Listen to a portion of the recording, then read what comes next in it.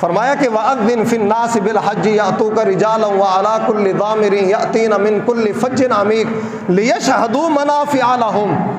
فرمایا کہ آپ اعلان فرمائیں، لوگ دور نزدیک سے چل کر آئیں گے، حج کی سعادت نصیب ہوگی اور اپنے جانوروں کو ذبح کریں گے، لیکن اس کے اندر جو خاص حکم فرمایا کہ لِيَشْهَدُوا مَنَافِعَ لَهُمْ، فرمایا کہ اس سے وہ نفع حاصل کریں گے۔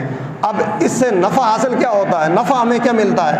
تو مفسرین نے لکھا ہے کہ دو طرح کے انسان نفع حاصل کرتا ہے حج کی صورت کے اندر، دو طرح کا اس کو نفع حاصل ہوتا ہے۔ ایک نفع اس کو جسمانی طور پر ملتا ہے اور ایک نفع اس کو روحانی طور پر نصیب ہوتا ہے۔ روحانی نفع کیا ہوتا ہے کہ اس کے اخلاق تبدیل ہو جاتے ہیں، اس کی عادتیں، اس کا طور طریقہ یہ تبدیل ہو جاتا ہے۔ اور جسمانی طور پر اس کو نفع کیا حاصل ہوتا ہے کہ اس کا جسم، اس کے اعضاء اللہ تعالیٰ کی اطاعت کے اندر آ جاتے ہیں، اس کی فرما برداری کے اندر آ جاتے ہیں۔ یہ اس کو فرمایا کہ یہ اس کا جسمانی نفع ہے۔ اور بزرگوں نے لکھا ہے کہ حج مقبول کی نشانی کیا ہے؟ کب انسان کو پتہ چلے، کیسے پتہ چلے کہ حج تو کر آیا، لاکھوں روپے خرچ کر آیا، آج کے اس مہنگے ترین دور کے اندر تقریباً 10 سے 12 لاکھ روپے کا خرچہ ہے حج کرنے کا، اور محنت مزدوری کرنے والا تو آج یہ سعادت اس کو حاصل ہی نہیں کر سکتا۔ 10-12 لاکھ عام بندہ جمع نہیں کر سکتا، اس کی زندگی کی جمع پونجی اتنی نہیں ہو سکتی۔ جس کو اللہ رب العالمین نے وافر مقدار کے اندر نعمتیں عطا فرمائی ہیں، وہی یہ سعادت حاصل کر سکتا ہے۔ اب اتنا ہم نے پیسہ خرچ کیا، اتنے روپے خرچ کیے، مال و دولت خرچ کیا، اب یہ کیسے پتہ چلے کہ یہ حج ہمارا قبول بھی ہوا ہے کہ نہیں ہوا؟ حج مقبول کی نشانی کیا ہے؟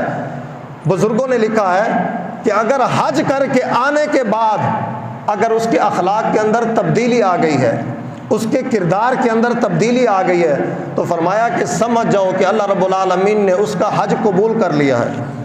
فرمایا کہ اگر حج کر کے آنے کے بعد وہ پہلے سے زیادہ چھری تیز کر کے آیا، حج کرنے کے باوجود وہ چہرے پر سنت رسول نہ سجا سکا، حج کرنے کے باوجود فرائض اور واجبات کی پابندی نہ کر سکا، حج کرنے کے باوجود سود سے چھٹکارا حاصل نہ کر سکا، حج کرنے کے باوجود نماز کی پابندی نہ کر سکا، حج کرنے کے باوجود چیزوں کے اندر ملاوٹ کرنے سے باز نہ آیا، حج کرنے کے باوجود جھوٹ کا سلسلہ اسی طرح جاری رہا، حج کرنے کے باوجود گناہوں کی لغزش اسی طرح جاری رہی، ملاوٹیں اسی طرح جاری رہی۔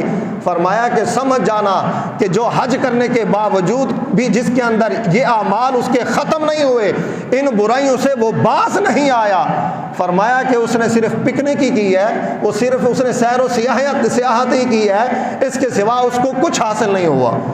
اگر حج کرنے کے بعد اگر انسان کے اندر روحانی طور پر اور عملی طور پر اس کے زندگی کے اندر انقلاب برپا ہو جائے، اس کی زندگی کے اندر تبدیلی آ جائے، تو فرمایا کہ سمجھ جانا اس کا حج قبول ہو